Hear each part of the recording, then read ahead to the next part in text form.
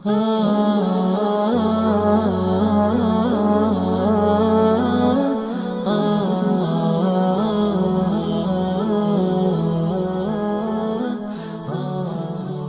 لله رب العالمين حمدا كثيرا طيبا مباركا فيه وأشهد أن لا إله إلا الله وحده لا شريك له وأشهد أن محمدا عبده ورسوله أما بعد।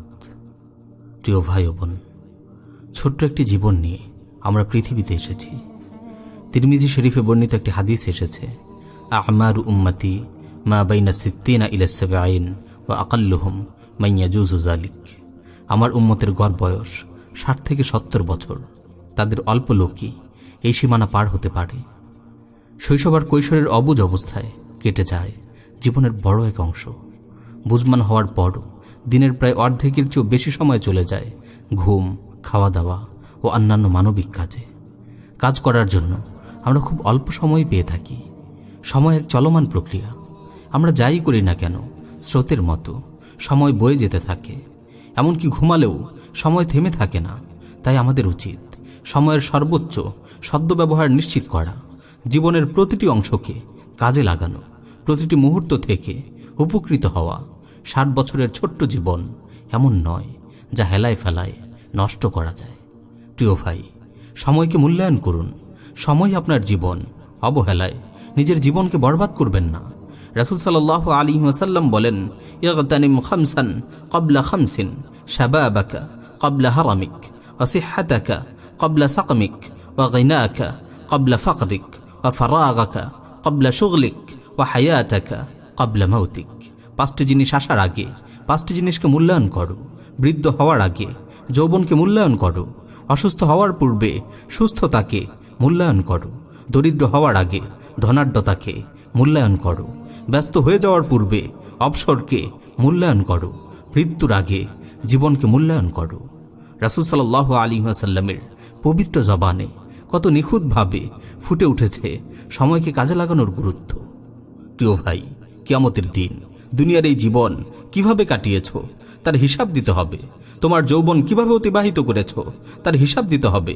রাসূল সাল্লাল্লাহু আলাইহি ওয়াসাল্লাম বলেন, লা তাজুলু কদামা আবদিন ইয়াউমাল কিয়ামাহ হাত্তা ইউসআলা আন খামসা, আন উমরিহি ফীমা আফনাহ, ওয়া শাবাবিহি ফীমা আবলাহ, ওয়া আন মালিহি মিন আইনা ইকতাসাবা, ওয়া ফীমা উনফিকা, ওয়া আন মা আমিলা ফীমা আলিমা।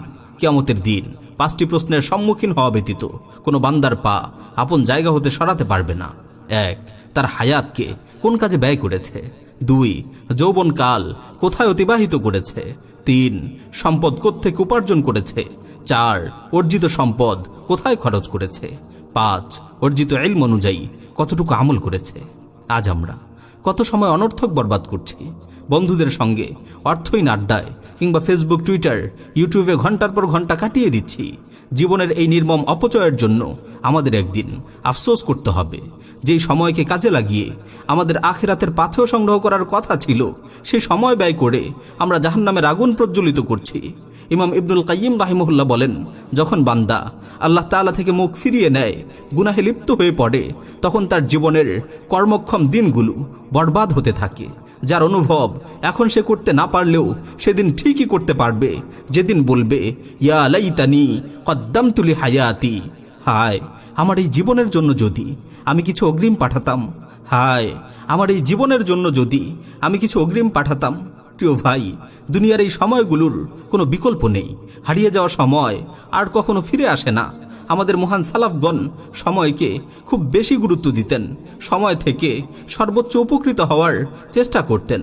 সামান্য সময় নষ্ট হলেও তাদের আফসোসের অন্ত থাকত না। হযরত আব্দুল্লাহ বিন মাসউদ রাদিয়াল্লাহু তাআলা আনহু বলেন, যখন দিবসের সূর্য ডুবে যায়, আমার জীবন আরো খানিকটা ছোট হয়ে আসে।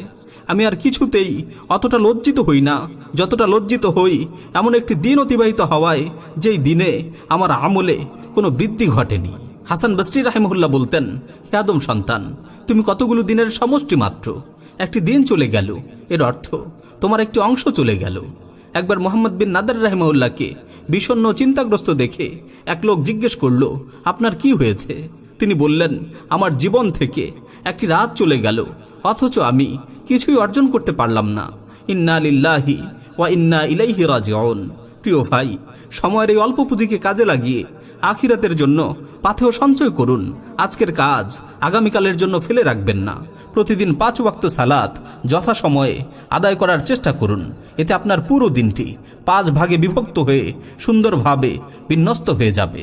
যথাসময়ে সালাত আদায় করার ফলে প্রতিটি কাজ নির্দিষ্ট সময়ে সম্পাদন করার একটি সুন্দর অভ্যাস গড়ে উঠবে। আল্লাহ তাআলা আমাদের আমলের তৌফিক দিন। আমিন ইয়া রাব্বাল আলামিন।